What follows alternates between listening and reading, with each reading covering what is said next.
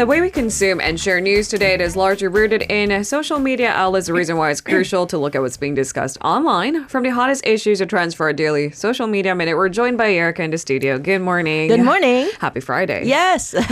We've made it. I only realized after I heard you say happy Friday to, enjoy your weekend, Autumn. Yeah, that's right. Oh my gosh, where's my mind? Busy. It usually takes a toll. And frankly, that's one of my favorite parts of listening to any other radio shows when they remind me what time of the day it is, that's right. what day of the week it is, when it's towards the end of the year, things like that. All right, let's jump into some of these buzzwords grabbing our attention first thing in the morning. Now, the first one is, can I be honest with you? When it comes to any convenience added to my life, I just realize it's a double-edged sword. I just don't know to what extent my private data could be potentially collected and used where. So the first story goes out to drivers. I think knowing about it is a start.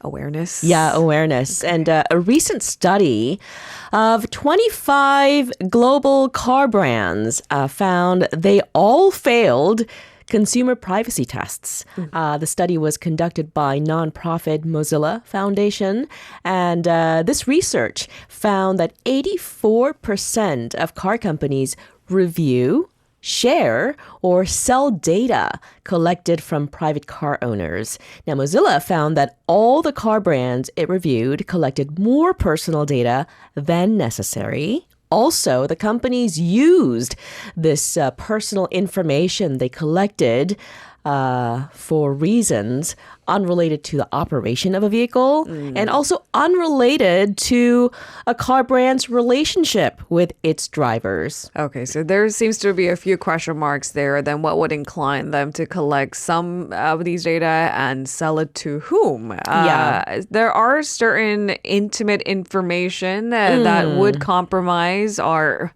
right to our privacy. Yes. And what kind of intimate information is under fire for maybe being collected? This research suggests that, six car companies can collect information such as a driver's medical information and even genetic information. Also included are how fast a person drives. Well, that's sort of, I guess that's... I don't know if the reasonable is the right word, but if it doesn't surprise me that much. If they were to collect data from my car, it would make sense that they would collect on my driving habits. Yeah. Okay. And also information on where the drivers drive to and the songs they listen to in their car. One company, Nissan, actually, includes sexual activity in the data it collects. Kia's privacy policy states it may process special categories of data, including information about the driver's race or ethnicity, religious or philosophical beliefs, sexual orientation, sex life, and also political opinions. Trade union membership is in there as well. Okay, so that's a pretty vast amount of collection. And there was 25 car brands found guilty of at least collecting some of those suspected data, and not all of them collects all of these sort of speculated data, but some do. Now, Kia has quickly responded to this matter. Can we talk about what the company had to say? Yeah, so Kia's U.S. subsidiary said that it is not collecting information on sex life or sexual orientation from consumers, and that it has never collected such information. It further clarified that the category included in the privacy policy is just an example of a sensitive type of information defined in the California Consumer Privacy Act. Under Mozilla's criteria, another company, Tesla, failed all of the reviews that looked at security, data control, and AI. And there's a reason why I'm mentioning Tesla. Okay, we'll get to it. Yeah. Of course, the big question is, how do these cars collect personal information from drivers? Not that I understand how my car works at this level, but hey. Yeah, exactly. So first of all, they can collect huge amounts of data from the connected services that are used in the car, as well as from third-party sources such as online radio service, SiriusXM, or Google Maps. So essentially your GPS, your your That's right. internet radio and so to And speak. Okay. enter artificial intelligence like self-driving cars, then this totally makes sense, right? Okay. Now, that data can then be used to invent more data about you through inferences about things like your intelligence, abilities, and even your interests. Now, some analysts say even greater disruption is in the future as vehicles become increasingly connected to the internet and capable of, like I mentioned, autonomous driving. I mean, if you think about it, every privacy breach issue we've had with the internet on websites and apps could be directly connected to your car, essentially, right? So it's like the two worlds merging, so that makes sense. It'll only get more complicated from here Right. on out. Now, only 2 of the 25 brands that were reviewed, Renault and Dacia, owned by the same parent company, stated that drivers had the right to delete their personal data. So I don't know. I'm not super paranoid, but I do get a little bit paranoid sometimes because I talk about a certain brand or a topic with a colleague or friends, and then, I open up my phone and somehow I'm shown that particular brand or the product that I was talking about. It's like, is somebody listening to me? That kind of stuff. Sometimes media plays a part. The way we deliver these stories, and we're trying to be really sensible and careful here. I mean, and paranoid, it's tough. like I said. I'm not saying this is actually happening, but right. But that's only fair, right? I think a little bit of fear is part of our daily conversations, and you're right. And because privacy breach to what extent becomes an issue, and it's not like I can monitor right back. How much data are you collecting from me? And I'm so connected. Me too. My watch, my laptop, my phone, everything is connected. In fact, we like that ecosystem to communicate well. So we sometimes rely on one single brand and all of it's connected. And I find that really convenient without realizing it's also a double-edged sword. If there's any lesson I've learned in the last 10 years trying to keep up with privacy breaches is that if things are really convenient, there's a price to pay. I read somewhere recently that data is actually the fossil fuels of the future or something like that. Now that's making me paranoid. I'm not quite sure if I'm prepared, but hey, one step at a time. Awareness is the first step to this discussion. Leave it there for now. Yes. Not the end of it. Not at all. Our second story today, the police here in South Korea in a particular district is launching an automatic ringback tone service with voice message to help discourage stalkers from approaching their victims. I found this an interesting approach, actually. Okay. So what the Seongdong-gu District Police are doing is they're launching this service.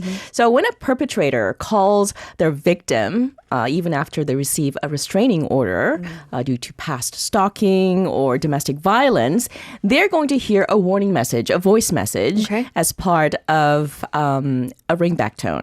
After receiving the victim's consent, the police set and send a message that is appropriate to their situation, such as, I don't know, your call may cause inconvenience to the other party, so please refrain from making calls during the restricted period.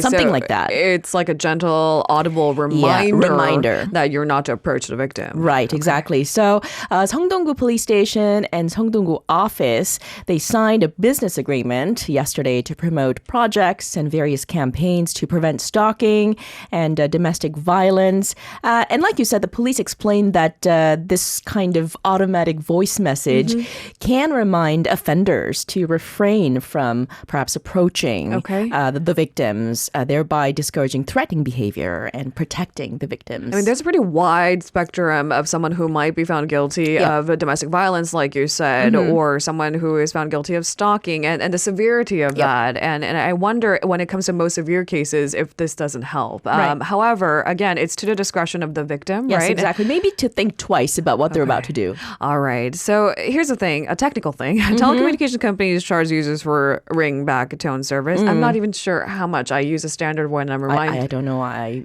don't know. You know the one. Well, it's not a lot. It's not. No, I don't know. Okay, so maybe I should change it. It's been a really long time since I checked. I don't even know if I still use this ringback tone service.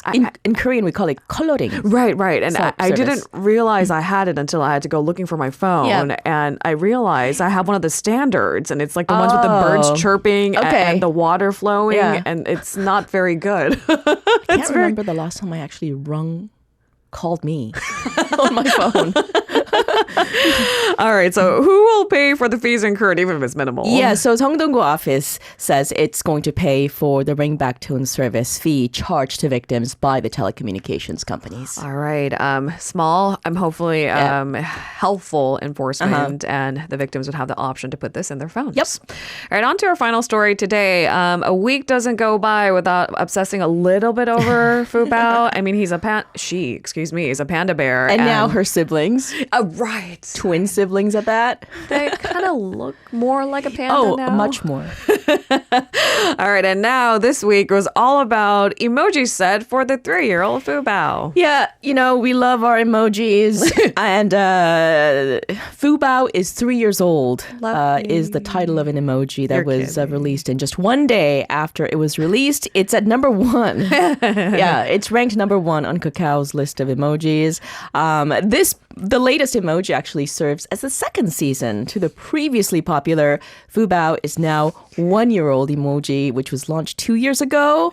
That emoji series, by the way, is currently still at number 2. Okay. 2 years later. So Fu Bao's popularity still reigns supreme. Yeah, so if you look at it, it's super cute. I mean, the emojis include 24 iconic photos or moments from Fu Bao's everyday life, including his iconic friendship with his zookeeper, who is also very famous here. The emoji garnered the top spot among users of all age groups. So from teenagers to those in their 40s and upwards, people just can't get enough of this super cute panda bear. I mean, she's a panda. Yeah. I get it. We're a little obsessed. And she is scheduled to return to her home not too far removed from now. So maybe we might only get just one more of this. And every time I'm stressed out, I go onto YouTube and watch Fu Bao baby videos. You know what? Do you think that's what it is? Like, we just need furry creatures in our lives for a little bit of joy. It's so simple. And if we could report on cute animals. That's why you have Bagel. Yes. That's a whole different story because he's not always cute. So maybe the best way to relieve stress is not to adopt an animal, but to look at the videos. Yeah. That's one. Thanks, Erica. I hope you have a great weekend, and I'll see you on Monday. Have a restful week, and we'll see you next Monday. You. If you're listening to our program using the podcast service, just a reminder that we do go live Monday through Friday, 7 a.m. Korea Standard Time. So tune in and help us make the show more informative by giving us your input. See you bright and early on Good Morning Seoul.